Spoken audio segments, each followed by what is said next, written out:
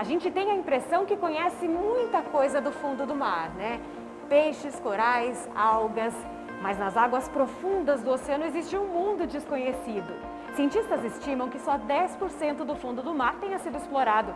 Mapear os oceanos é uma missão complexa, cara e para poucos, e poucas. Mas a microbiologista Vivian Pellizzari faz parte desse seleto grupo. Tem até um fungo que foi batizado com o nome dela, virou parente, Antarcticomyces pellizzariae. Bom, eu tive um fungo que é uma espécie nova de fungo que foi isolada da Antártica por um grupo de pesquisadores da Universidade Federal de Minas Gerais e que foi batizado com o meu nome como uma homenagem pelo pioneirismo na microbiologia antártica dentro do Programa Antártico Brasileiro.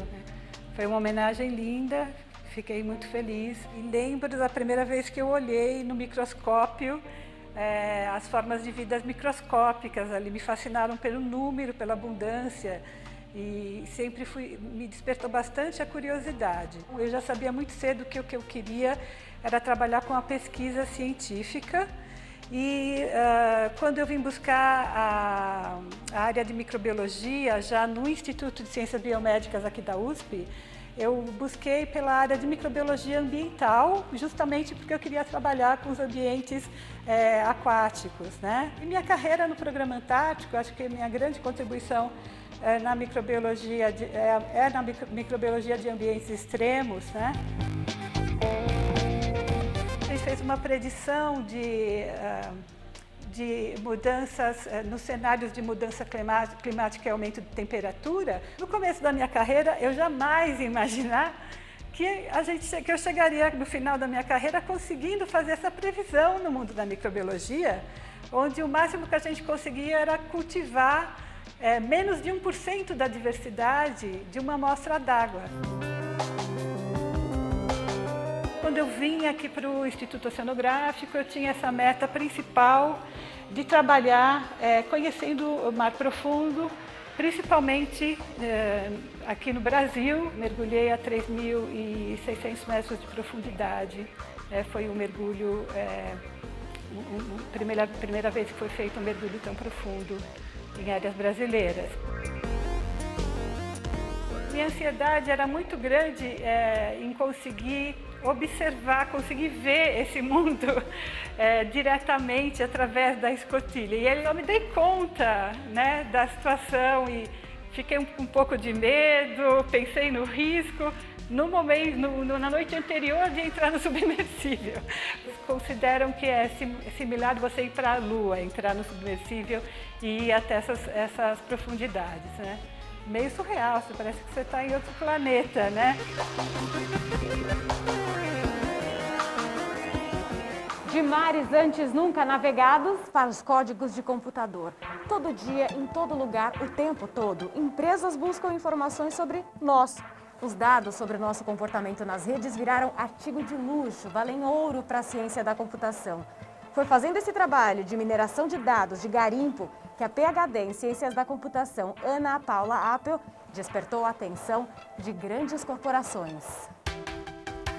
A minha vizinha tinha um computador, então ela morava no andar de baixo do meu prédio e eu queria ficar o tempo todo na casa dela para poder mexer no computador, né? Tinha videogame, então eu lembro muito dessa questão de jogos mesmo. Então, meu primeiro contato mesmo foi para jogar, foi por diversão. Eu nasci em São Carlos, no interior de São Paulo. Fiz a faculdade em São Carlos mesmo, na Federal de São Carlos, na UFSCar. Fiz o mestrado e o doutorado na Universidade de São Paulo, né, no ICMC USP. Mas eu sempre gostei muito de computação gráfica. Eu tinha um interesse muito grande por efeitos especiais. Mas, quando eu entrei na faculdade, apesar de quando eu estudei computação gráfica, o meu interesse acabou mudando. Eu conheci outras áreas da computação e eu acabei me encantando com a área de dados. Quando você entra num site de e-commerce e aparece recomendações para você, então outras pessoas, quem comprou esse livro também comprou este outro livro. Tudo isso é feito pela área de dados. Hoje, o meu trabalho é entender dados financeiros e criar novos modelos para recomendação, por exemplo, vamos dizer, de crédito, de pagamento, tudo na questão de finanças. Uma das coisas que eu acho que eu gosto mais são das minhas patentes. Assim. Eu já tenho mais de 40 patentes registradas no escritório de patentes americano, sendo dessas 13 concedidas, né? E tenho vários artigos científicos na área de ciência de dados.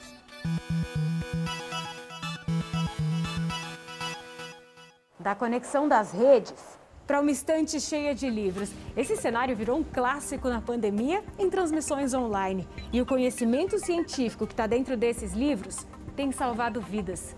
Mas se eu tentar ler o que está escrito aqui, eu não vou entender muita coisa, são muitos termos técnicos. Parte do trabalho da microbiologista Natália Pasternak é comunicar a ciência sem meias palavras, usando uma linguagem que todo mundo entende. Meu pai sempre foi um leitor assíduo de divulgadores de ciência e ficção científica.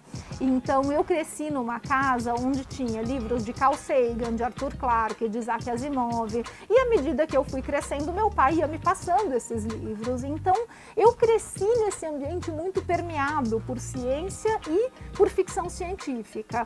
E isso, claro, foi despertando aí uma curiosidade de todos os trabalhos que eu faço. O mais importante é, com certeza, a atuação do Instituto Questão de Ciência, do qual eu sou presidente, no combate à pandemia. E o Instituto, ele atua fazendo o que ele sempre fez, que é promover pensamento crítico e racional, separar a ciência de pseudociência, comunicar isso para a população e para tomadores de decisão em governo, parlamento. Só que esse trabalho durante a pandemia, ele se intensificou assim, assustadoramente. Foi um ano muito intenso e eu acho que realmente não dá nem tempo de cair a ficha de tanta coisa que a gente fez. Eu não sei te dizer, por exemplo, quantas entrevistas eu dei durante 2020, quantos textos eu escrevi. Essa capacidade de traduzir a ciência, ela tem vários aspectos. Eu acho que é vocação mesmo. Eu sempre gostei muito de dar aula, então ser professora sempre fez parte da minha vida e como todo professor, a gente se preocupa com a didática, com como o aluno vai compreender aquilo, estar na cabeça do aluno para saber que tipo de dúvidas ele vai ter. E tudo isso é a mesma coisa quando você comunica com a população. É muito gratificante ver tudo que a gente construiu no IQC esse ano, a relevância que a gente ganhou, a credibilidade que a gente conquistou perante a sociedade por fazer um trabalho sério. E isso acho que é uma coisa que me orgulha muito.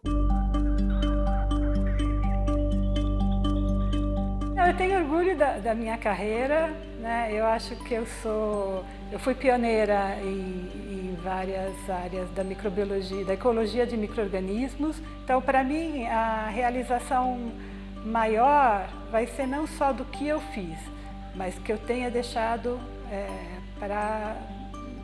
para os novos pesquisadores, né? Para que continuem atuando na linha de pesquisa. O papel de ciência de dados para a mulher hoje, eu acho que melhorou muito dos últimos anos, né? Então a gente está tendo uma participação muito grande de mulheres nessa área, mas ainda ele é muito baixo.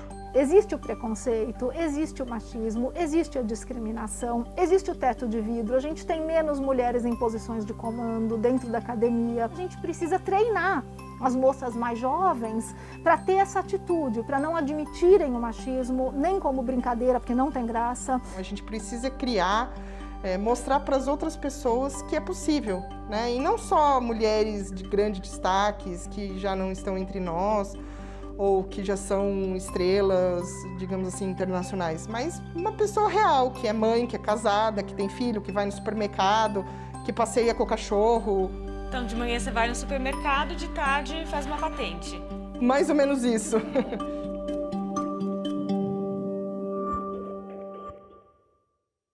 Parabéns para tantas mulheres que fazem a diferença.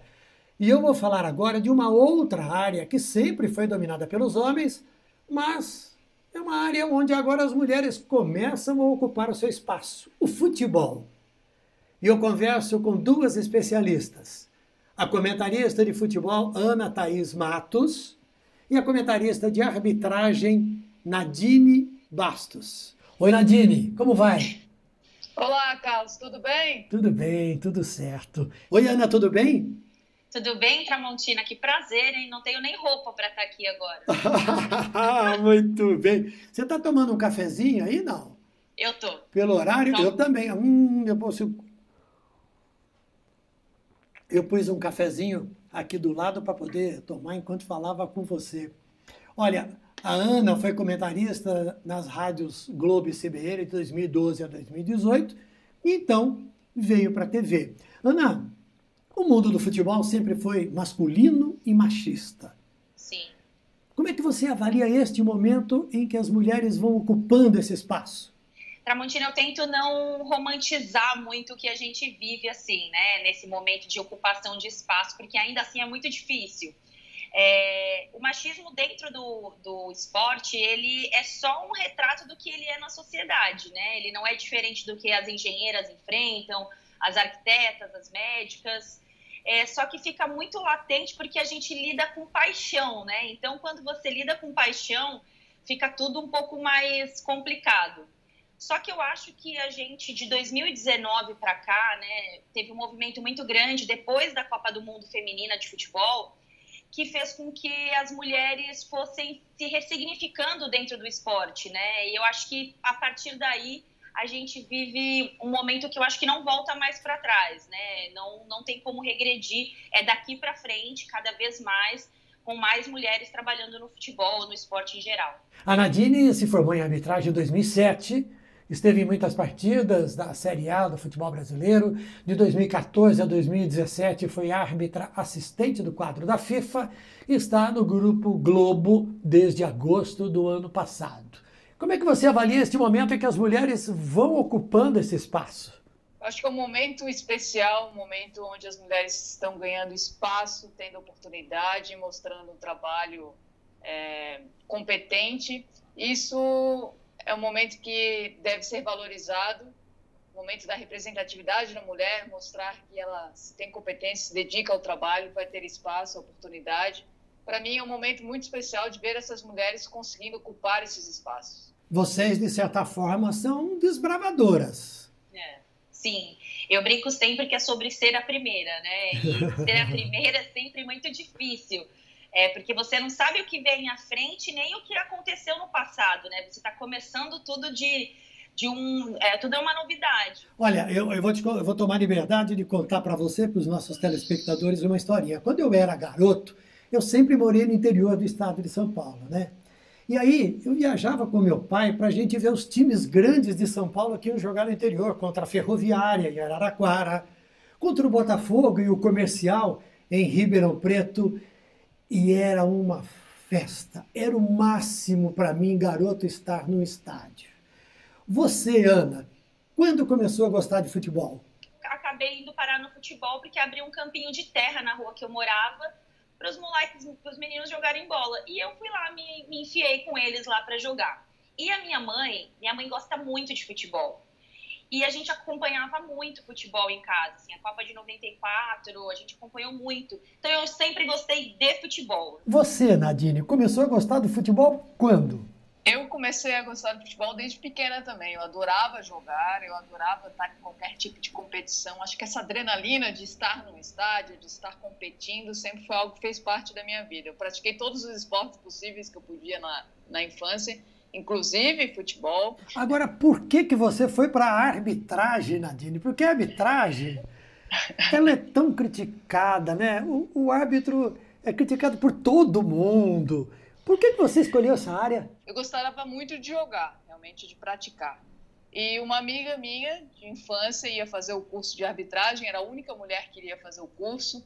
E ela não era da área de futebol, ela fazia educação física, eu já era formada em odontologia. Ela falou para mim, Nadine, tu gosta de futebol, né? Então vamos comigo fazer, eu sou a única mulher que vou fazer. Eu falei, olha, Vamos ver como funciona.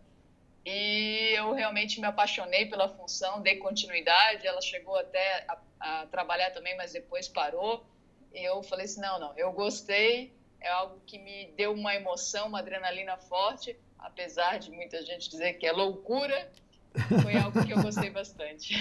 Olha, ao longo da carreira, você ouviu muitos comentários deselegantes, desrespeitosos? Muitos, todos os dias, inclusive ontem.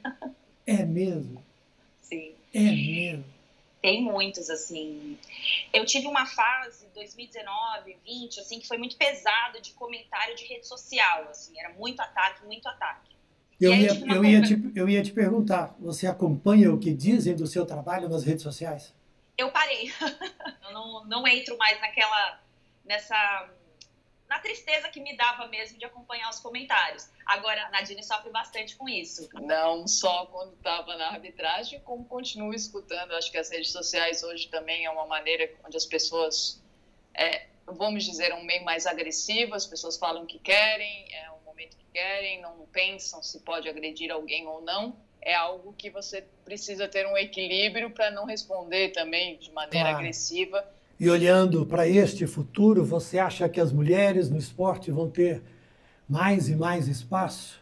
Não só no comentário do futebol, na arbitragem, mas também na gestão, no comando de um time de futebol, na administração. Eu acredito que sim. Eu acho que a mulher, se ela se dedicar, é aquela frase que todos falam, lugar de mulher é onde ela quiser. Se ela tiver o trabalho, a consciência, a competência para fazer, ela tem que procurar esse espaço e eu vou torcer muito para que isso aconteça.